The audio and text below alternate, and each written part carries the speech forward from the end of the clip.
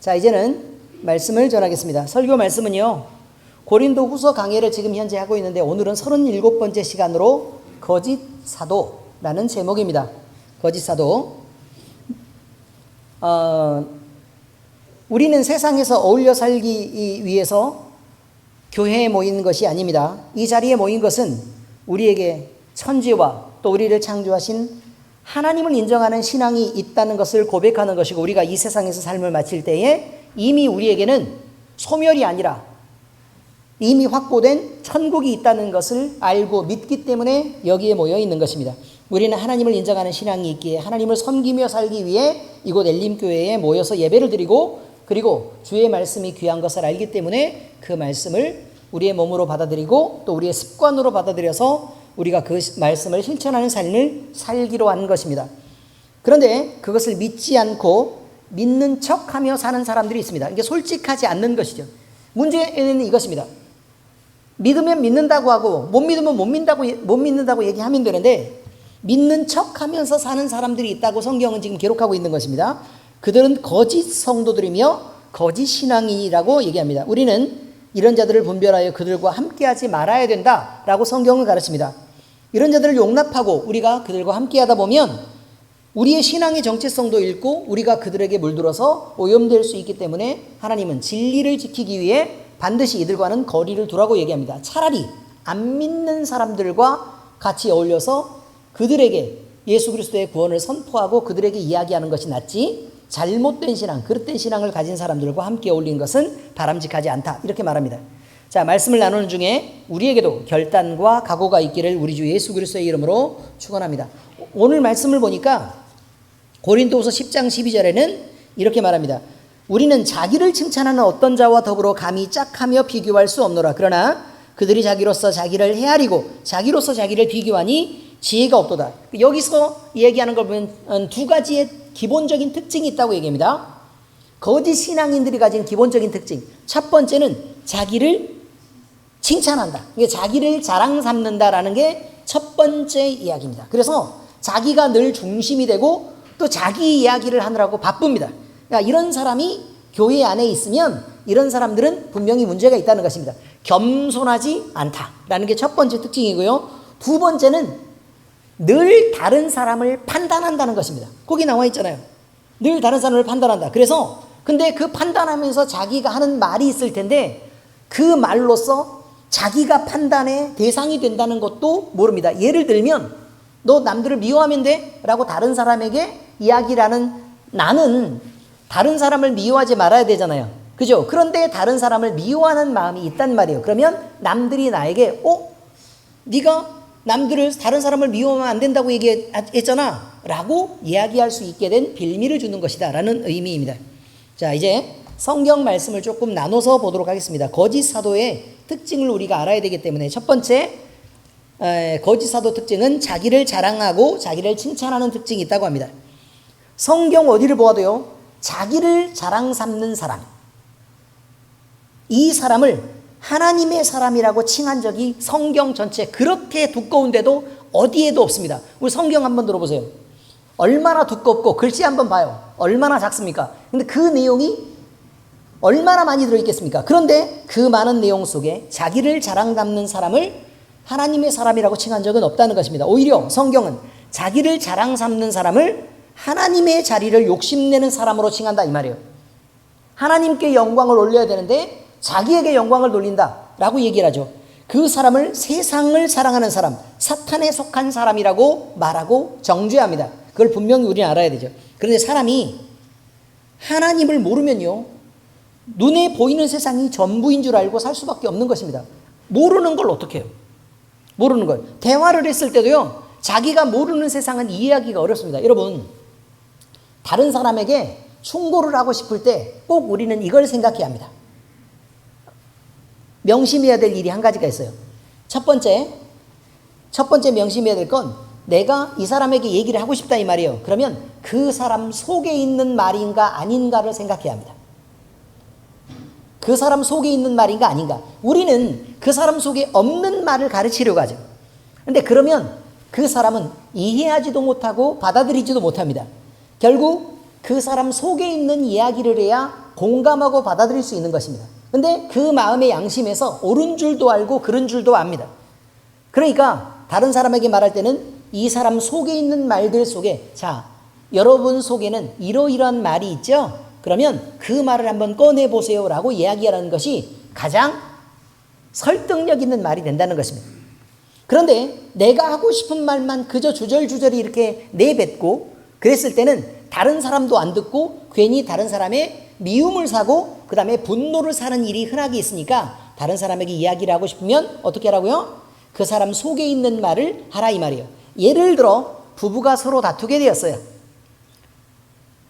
물론 여러분들은 전혀 없겠죠. 부부가 다툴 일이 어디 있겠습니까? 서로 사랑하고 아끼는데 그렇지 않습니까? 근데 어쩌다가 실수로 부부가 어쩌다 다툴 일이 혹시 생겼다 이 말이에요.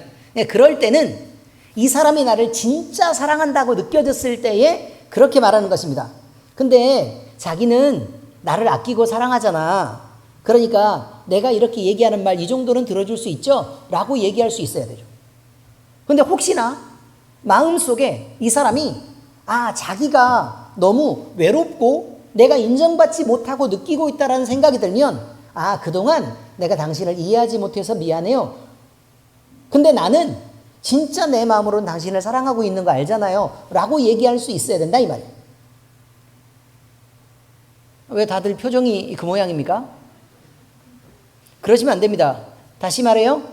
다 알아들으셨죠? 다시 듣게 하시면 됩니다. 그러니까 이 사람 속에 있는 것들을 먼저 이야기를 해야 된다고요. 내가 하고 싶은 말을 먼저 하는 것은 좋은 대화의 방식이 아닙니다. 그런데 거짓 사도들은 뭐부터 한다고요? 내 자랑과 내 칭찬을 먼저 한다는 것입니다. 그러니 하나님도 인정하지 않고 사람도 인정하지 않고 이렇게 되는 것이죠. 결국 자기는 자기를 자랑해서 스스로 높아질 것처럼 생각하지만 그러십니까? 라고 이야기를 해놓고 대답을 해놓고도 돌아서서 지 자랑만 더럽게 라고 얘기한단 말이에요. 목사 입에서 설마 이런 얘기가 나올 줄은 모르잖아요. 근데 더럽다는 얘기는 그냥 정상적인 단어입니다. 욕하려고 하는 얘기가 아닙니다. 자, 여러분, 우리는요 하나님의 사람입니다. 그러므로 하나님께서는 우리처럼 못나고 미련하고 약하고 천하고 다른 사람으로부터 무시당하는 이런 사람에게 예수 그리스도를 입힌 것입니다. 그래서 우리 자신으로 세상에 드러나지 않게 하시고 예수 그리스도의 사람인, 다시 말해서 그리스도인이라는 사람으로 살게 하신 것입니다. 그 얼마나 영광스럽고 좋습니까? 그러니 이 세상에서 자기 이름으로 기세등등한 사람, 자기 지혜를 자랑하는 사람, 자기의 강함을 칭찬하고 자랑하는 사람이어서 남들 앞에 거들먹거리는 그런 사람들과 비교하여 볼 때 네가 못하냐? 라고 성경은 묻습니다. 어떻습니까? 여러분이 못합니까? 그렇지 않다면 여러분은 진짜 그리스도인인 것입니다. 감히 하나님 앞에서 세상 것들로 자랑하는 사람은 결국 그가 가진 것이 허물없고 쓸모없는 것이라는 것을 알고 한계가 있는 것이라는 걸 알 그때에는 창피를 당하게 되는 것입니다. 재물을 가진 사람이요 그렇게 돈 자랑을 하다가 어느 순간에 우리를 딱 만났는데 갑자기 쫄딱 망해서 거지가 돼서 나타났어요. 재물을 자랑하던 사람이 그랬다 그 말이에요. 그럼 우리는 그 사람을 보고 한결같이 뭐라고 얘기할 수밖에 없어요. 돈 자랑하더니 꼴 좋게 됐다 라고 얘기하죠. 나만 그러고 있는 거예요 지금? 다들 공감을 왜 이런 식으로 하면 곤란합니다. 대충 의미를 이해하셨죠? 다 그렇게들 생각하면서 얘기를 하는데 이렇게 반응이 이렇다는 것은 이상한 일입니다. 마치 아닌 척하는 것처럼 보입니다. 자, 고린도전서 1장 27절에서 29절까지 말씀을 적어 놓았습니다. 함께 읽겠습니다. 시작.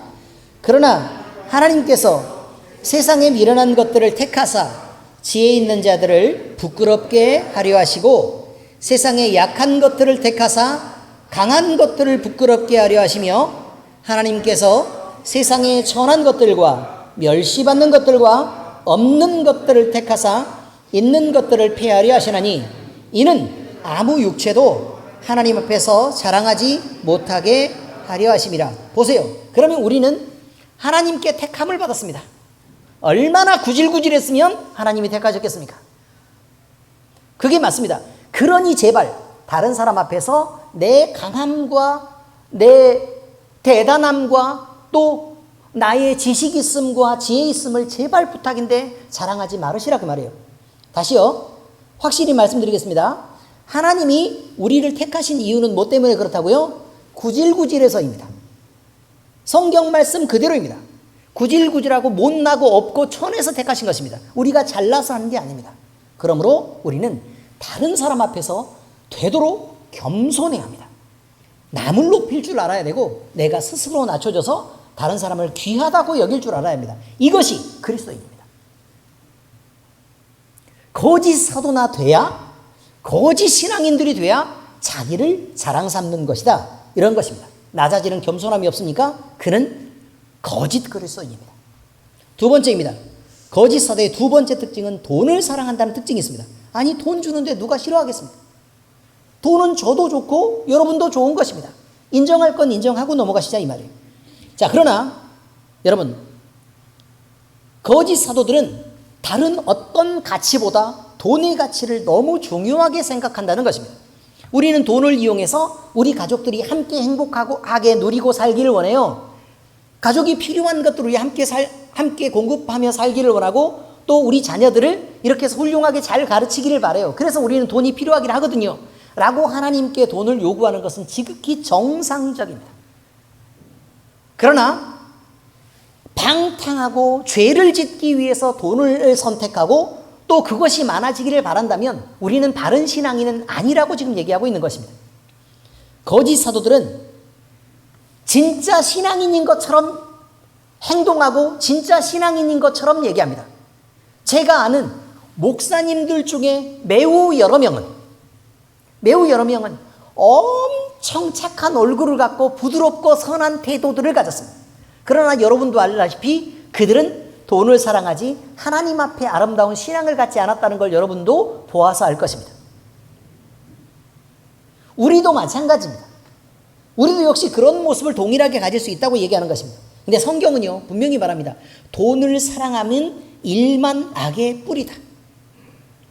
그것을 알면서도 거짓 사도들은 돈을 떠날 수 없습니다. 왜냐하면 돈이 있어야 자기들이 사는 세상에서 죄와 쾌락을 누릴 수 있기 때문이고 돈이 있어야 자기가 가진 힘을 유지하고 과시할 수 있기 때문에 그렇습니다. 그런데 그 많은 돈을 다 어디다 쓰겠습니까? 자, 디모데후서 6장 10절 함께 읽겠습니다. 시작.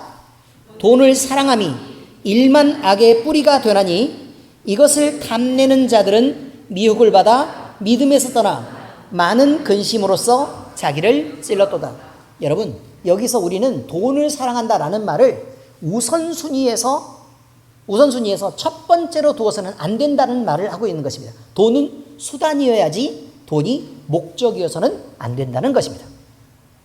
자, 세 번째, 거짓 사도의 특징이 있습니다. 거짓 사도의 특징은 명예와 쾌락을 사랑합니다.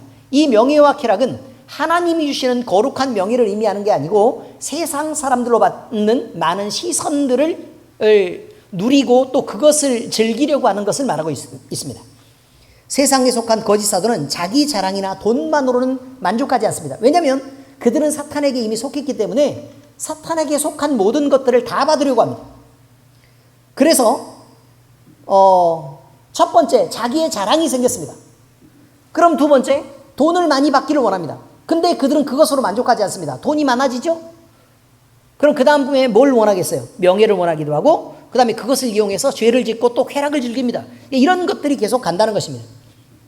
세상에 속한 거짓 사도는 아무리 마셔도 만족함이 없는 물을 마시고 있는 것입니다. 그것은 가지면 가질수록 바닷물을 마시는 것처럼 더 배만 빵빵하게 배불러 오지 끊임없이 목이 말라오는 것입니다.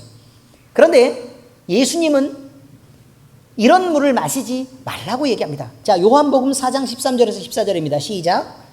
예수께서 대답하여 이르시되 이 물을 마시는 자마다 다시 목마르려니와 내가 주는 물을 마시는 자는 영원히 목마르지 아니하리니 내가 주는 물은 그 속에서 영생하도록 솟아나는 샘물이 되리라 라고 얘기합니다. 이미 가진 사람은 세상 것을 가진 사람은 더 많은 것을 가지려고 애를 씁니다. 그래서 그 욕구는 끝이 없습니다. 돈을 번 사람은 더 많은 돈을 가지기를 원하고 거기에 더해서 힘을 가지기를 원합니다. 권력을 가지기를 원합니다. 이 권력을 가진 사람은 수많은 사람들로부터 추앙받기를 원합니다. 그저 인기만 누리기를 원하는 게 아니고 자기가 극단적인 영향력을 미치기를 바라는 것입니다.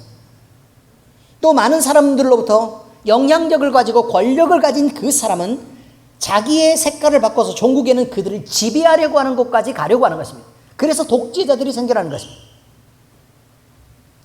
이런 과정을 반복하다 보면 사람은 나이가 들고 늙게 됩니다. 누구나 늙습니다. 동안으로 보여도 늙은 것입니다. 늙으면 다들 건강을 잃고 기운이 딸리며 병을 얻게 됩니다. 그래서 한계가 있는 인생은 더러움 속에서 비참한 결말을 맞게 된 것입니다. 그리고 자기가 그렇게 사랑했던 모든 것을 놓고 하나님의 부르심을 받을 수밖에 없는 것입니다. 거짓 선지자들이라고 이것을 모르겠습니까? 다 알고 있을 것입니다. 그러나 하나님을 믿을 수 없기 때문에 이 세상에 있을 때만이라도 더 많은 것들을 누리고 더 많은 것들을 즐기고 더 말초신경을 자극하는 그 감각적인 삶을 살려고 노력하고 있는 것입니다. 불안과 공포 속에서 누리는 쾌락은 행복하지 않습니다. 눈을 감았다 뜨면 밀려드는 허무함이 그를 짓누르고 언제 죽을지도 모르는 불안함 때문에 깊은 잠을 잘 수도 없습니다. 세상에서 더 많이 가진 자들은 더 많이 그렇게 됩니다. 생각을 한번 해보십시오. 감각적인 즐거움을 찾아서 가정을 떠나 바람을 피우는 남자 여자들이 요즘에 많이 있습니다. 편하고 행복하게 잘 자겠습니까? 그렇지 않습니다, 여러분. 죄를 짓고 어디 가서 술 먹고 방탕하게 이 사람 저 사람 만나고 놀고 다니는 그 사람들이 행복할 것처럼 보입니까? 그 순간에는 짜릿하고 즐거울 것입니다. 그러나 그것이 지나고 날 때 자기가 잃어버린 것들이 무엇인지를 다시 생각해 보면 허무하기 이를 데 없습니다. 그런데 문제가 뭔 줄 아세요? 그 짜릿한 감각을 떠날 수 없는 중독에 점점 빠져간다는 사실입니다. 우리는 그것을 멀리하지 않으면 바닷물을 마시는 것처럼 끊임없이 그것을 계속 마실 수밖에 없는 그런 지경에 빠지고 맙니다. 자, 이제 말씀을 적용하겠습니다. 거짓 사도를 분별하시기 바랍니다. 성도의 거룩함은요, 하나님과 얼마만큼 가까운 거리에 있느냐, 하나님을 얼마만큼 닮은 모양으로 살아가느냐라는 것에 있습니다. 세상과 가까이 있는 사람은 하나님과 먼 거리에 있을 수밖에 없고, 세상으로 인정받으려고 하는 사람은 하나님으로부터 인정받는 정반대 쪽에 있어서 하나님의 미움을 받을 수밖에 없는 것입니다. 야고보는요, 자신이 보낸 편지에서 성도에게 이 기준을 명확하게 하라고 말합니다. 그는 이 세상의 자랑이 풀의 꽃과 같이 금방 지나가는 것이므로 그 아름다움도 화려한 것처럼 보이지만 영원할 수 없다고 말합니다. 그러므로 잠깐이 시간이 지나면 떨어져 버리고 화려한 듯 보여도 금방 지나가 버리는 세상의 것을 자랑 삼지 말고 거룩하고 영원한 것을 향해 성도는 하나님께 속한 것을 자랑하라고 가르칩니다. 읽어볼까요? 자, 야고보서 1장 9절에서 11절입니다. 시작. 낮은 형제는 자기의 높음을 자랑하고 부한 자는 자기의 낮아짐을 자랑할지니 이는 그가 풀의 꽃과 같이 지나감이라. 해가 돋고 뜨거운 바람이 불어 풀을 말리면 꽃이 떨어져 그 모양의 아름다움이 없어지나니 부한 자도 그 행하는 일에 이와 같이 쇠잔하리라. 금방 없어진답니다. 자, 하나님께서 예레미야 선지자에게 주신 말씀입니다. 지혜로운 자는 그의 지혜를 자랑하지 말라, 이렇게 말합니다. 용사는 그의 용맹을 자랑하지 말아라 라고 얘기합니다. 부자는 그의 부함을 자랑하지 말라고 얘기합니다. 그러면서 자랑하는 자는 이것으로 자랑하라고 하는데, 명철하여 나를 아는 것과 또 하나님이 사랑과 정의와 공의를 땅에 행하는 자인 줄 깨달으면 그것을 자랑하라고 얘기합니다. 자, 예레미야서 9장 23절 24절 같이 읽겠습니다. 시작. 여호와께서 이와 같이 말씀하시되 지혜로운 자는 그의 지혜를 자랑하지 말라. 용사는 그의 용명을 자랑하지 말라. 부자는 그의 부함을 자랑하지 말라. 자랑하는 자는 이것으로 자랑할지니 곧 명철하여 나를 아는 것과 나 여호와는 사랑과 정의와 공의를 땅에 행하는 자인 줄 깨닫는 것이라. 나는 이 일을 기뻐하노라. 여호와의 말씀이라. 하나님이 자랑하는 것을 기뻐하지 않는다는 게 아닙니다. 세상의 것으로 헛된 것을 자랑하는 것을 싫어하신다는 것입니다. 거짓 사도는 하나님의 것을 자랑할 수 없습니다. 왜냐하면 모르기 때문입니다. 경건의 모양은 있지만 그 실제 능력은 알지 못하기 때문에 하나님의 그 거룩하심과 그의 능력에 대해서 자랑할 수가 없다는 것입니다. 그러니 눈에 보이는 세상의 것들을 자랑하고 세상의 것들을 취할 수밖에 없는 것이죠. 여러분, 아무리 센 척, 선한 척, 배운 척, 경건한 척, 거룩한 척해도 세상의 명예와 돈과 권세와 쾌락을 욕심내는 사람은 그는 분명히 거짓 선지자입니다. 이것을 구분해서 그를 떠나시기를 부탁드립니다. 자, 거짓 사도를 떠나십시오.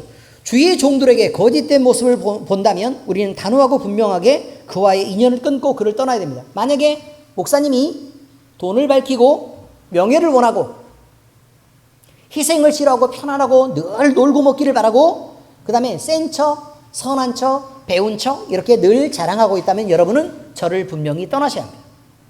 아멘? 네, 꼭 그래야 합니다. 왜냐하면 제가 만약에 거짓에 물들었을 때 여러분이 위험할 수 있습니다. 그러니 다른 교회를 찾아서 여러분이 바로 설 수 있도록, 여러분이 안전할 수 있도록 여러분을 지켜야 됩니다. 전 여러분에게 늘 이 말을 부탁합니다. 제가 잘못됐을 때 저를 떠나셔야 됩니다. 그래야 저도 정신을 차리고 내가 뭐가 잘못됐는지 살필 것입니다. 아멘? 네, 꼭 그러셔야 됩니다. 우리가 돌아서지 않는 것은 그들을 용납하는 것이든지 그들과 타협하는 것이 됩니다. 그러므로 용납도 타협도 하지 않으려면 관계를 끊고 분리를 선포해야 하고 그에게서 떠나야 된다고 말하는 것입니다. 성경은 분명하게 경건의 모양은 있으나 경건의 능력을 부인하는 자들에게서 돌아서라고 분명히 얘기하고 있습니다. 성경 그대로를 얘기합니다. 디모데후서 3장 1절에서 5절 읽겠습니다. 시작. 너는 이것을 알라. 말세에 고통하는 때가 이르러 사람들이 자기를 사랑하며 돈을 사랑하며 자랑하며 교만하며 비방하며 부모를 거역하며 감사하지 아니하며 거룩하지 아니하며 무정하며 원통함을 풀지 아니하며 모함하며 절제하지 못하며 사나우며 선한 것을 좋아하지 아니하며 배신하며 조급하며 자만하며 쾌락 사랑하기를 하나님 사랑하는 것보다 더하며 경건의 모양은 있으나 경건의 능력은 부인하니 이 같은 자들에게서 내가 돌아서라. 보세요. 나와 있지 않습니까? 돌아서라고 얘기합니다. 교회 안에서도 마찬가지입니다. 형제라 일컫는 자들이 음행에 빠져 있습니다. 욕심을 부리고 탐욕 속에 있습니다. 우상 숭배를 하거나 모욕하거나 술 취하거나 속여 빼앗습니다. 그 다음에 여러 가지 이런 사람들이 있다는 것을 우리가 만약에 발견한다면 우리는 그와 사귀지도 말고 그런 자와 함께는 먹지도 말라고 명령하고 있습니다. 이렇게 해야 거룩한 교회가 지켜질 뿐만 아니라 나도 그도 신앙 안에서 유익하기 때문에 그렇습니다. 자, 고린도서 5장 11절입니다. 시작. 이제 내가 너희에게 쓴 것은 만일 어떤 형제라 일컫는 자가 음행하거나 탐욕을 부리거나 우상 숭배를 하거나 모욕하거나 술 취하거나 속여 빼앗거든 사귀지도 말고 그런 자와는 함께 먹지도 말라 함이라. 어떻습니까? 아니, 나온 그대로 말씀드리는 것입니다. 우리는 적어도 두 가지 경우에서 흠이 있거나 부끄러운 상태여서는 안 됩니다. 이거 꼭 기억해야 됩니다. 난 여기서 문제가 있으면 안 되겠다. 그 첫 번째는요, 예배할 때입니다. 우리는 예배할 때 부끄러운 모습으로 하나님 앞에 나와서 나는 죄가 여전히 있는 상태에서 하나님 앞에 눈치를 보면서 예배하는 자리에 앉아 있을 수 있도록 자기를 그렇게 죄에게 방치하면 안 됩니다. 이게 첫 번째입니다. 두 번째는 성찬입니다. 성찬할 때 우리는 주의 몸을 먹고 마십니다. 우리가 그걸 먹고 마실 때 우리가 여전히 죄에서 떠나 있지 않다면 우리는 우리의 죄를 먹고 마시는 것이 됩니다. 그러므로 우리는 서둘러 회개하고 예수 그리스도의 보혈로 씻고 예배와 성찬에 참여하는